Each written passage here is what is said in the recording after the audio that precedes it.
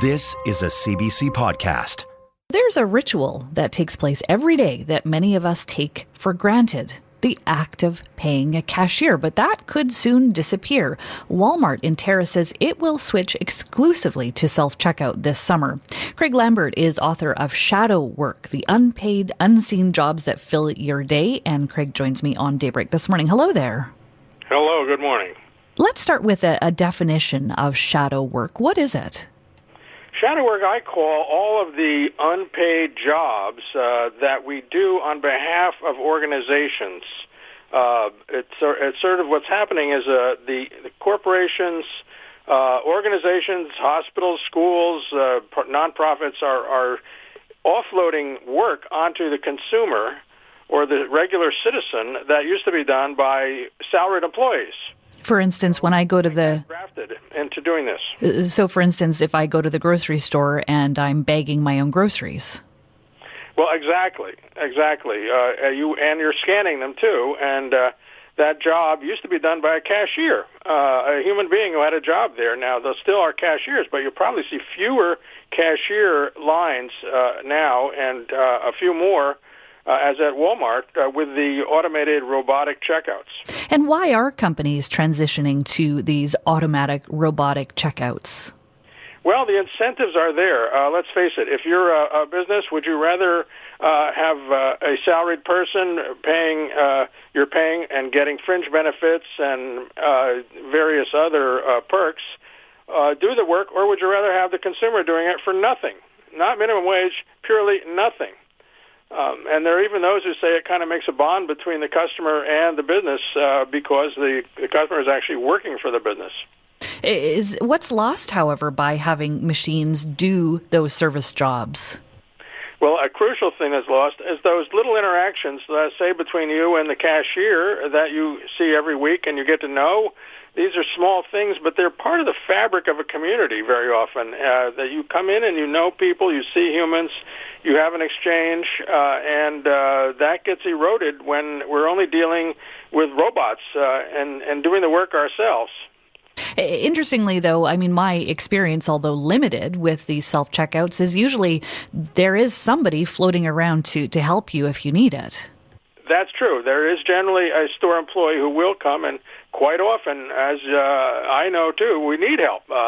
One of the things is people think, it'll be faster to go out through the self-service line because I don't have to wait behind anybody and I can do it at my pace. But it's also true you can get behind people who are amateurs after all, and they don't necessarily know what they're doing, so that advantage in speed isn't always there. And more than just amateurs, what happens to customers who, say, have a disability? Well, that is another problem with these machines because for various reasons, people with physical or even certain kinds of cognitive disabilities may not be able to cope with them, to get the job done at all, and they are going to be sidelined because they're not technologically up to speed. So what's your response then when you hear that a significantly smaller community than most where Walmart exists is doing away with these checkouts, moving entirely to robotic checkouts as a plan to go further with this idea? Well, the truth is that, as I see it, the future is going in that direction, and it's only going to get bigger and more pronounced as we go along. Technology and advantages or improvements in technology make these things possible, and the incentives are there to do it the robotic way. The robots have no labor unions. They're willing to work 24 hours a day. They don't complain about anything, and that's just sort of the incentives for the businesses, and unless something offsets that, I think that's going to continue. So I'd like to talk about that a little bit more. If we're seeing it here at a checkout at a Walmart, where do you see this going in the future? What other industries do you see this happening where the work is shifted onto the consumer? Well, it happens in a lot of places. Even simple things like the raft of surveys we're now getting every day in the email. Anytime you buy something or have a service, there's a follow-up asking for 1 or 2 free minutes of your time to fill out a survey. but something like being your own travel agent. There used to be people called travel agents who would scan the airline schedules and the hotel availability and set up your itinerary for a vacation or a business trip. And now they still exist, particularly for the business side. But now, because the Internet has made all the airline availabilities evident to everybody, well, we become our own travel agents, and we're now we're not paying the fee for the agent anymore, but we're doing all that work ourselves. And frankly, it can take you a weekend to set up a vacation.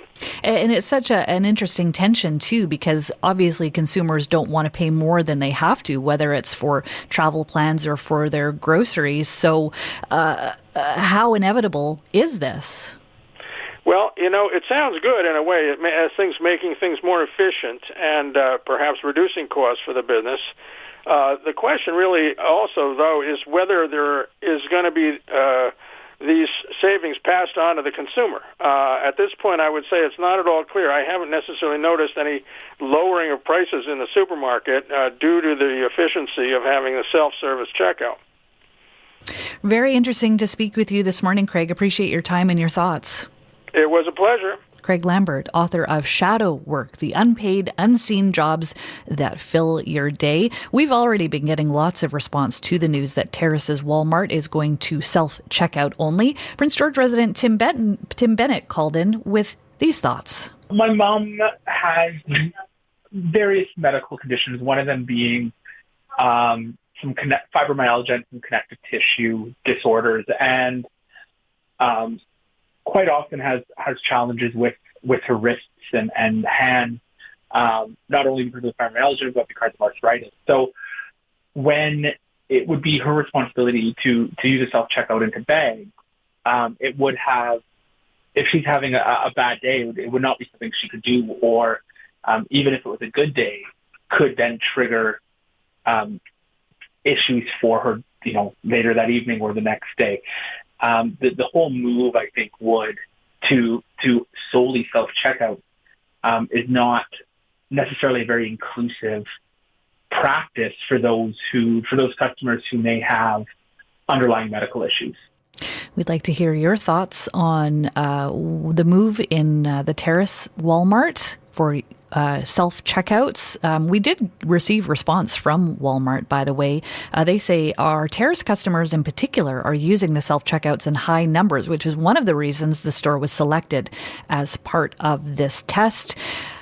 Over the years, we've heard concerns self-checkouts will impact jobs, but that's simply not the case. Walmart goes on to say the self-checkout area will be staffed by dedicated associates to help our customers, and there will be no job loss as a result of this change. In fact, our Terrace store is hiring for more than 40 jobs, including roles in omni-channel, as we're launching online grocery at this store in the coming months. Well, your thoughts? The listener line is open, 1-866-340-1932. Email us, daybreaknorth@cbc.ca. For more CBC podcasts, go to cbc.ca/podcasts.